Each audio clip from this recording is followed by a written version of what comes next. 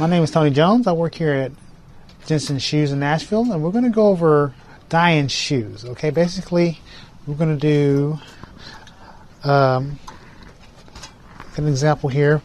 We always want to go from light to dark. Never try to go from dark to light because it will always bleed through. You're talking about the pigments in a darker color are always going to show through a lighter color, and everybody wants to go lighter sometimes, and they don't understand why we can't dye a shoe the opposite way, but from light to dark, not from dark to light.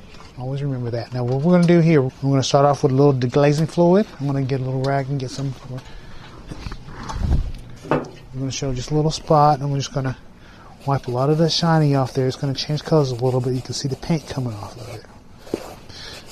You got to do this really well until no more of that right there you see on your cloth is coming off. A bunch of that coming off. I'm going to do that all the way around. And I have a little black polish here. This is a leather dye. I'm going to get a leather dye. There's a suede dye and leather dye. There's definitely a difference. You want to make sure you get a leather dye for this. Okay, let me get. We have a little, we call it a little mop. Just a little mop. All we do is dip this into the black dye and wipe the shoe down. We can probably live with one coat, but sometimes we put two, depending on what the shoe looks like afterwards. Okay, just a little dye like there. And after this is dried up really good, just dab it on there. Be careful about where you put it, because it's definitely going to go to the sole. Okay, do it all the way around.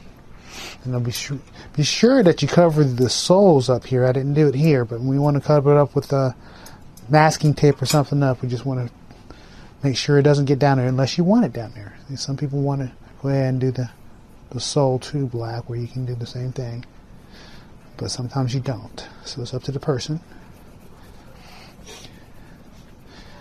Do that all the way around. Once you put a little polish on there and buff it off really good, it's going to look really nice. But make sure you let it dry. It's got to dry. It's the main thing. People are really in a rush to do things, and sometimes you end up messing things up if you don't take your time. But basically, that's how we dye shoes.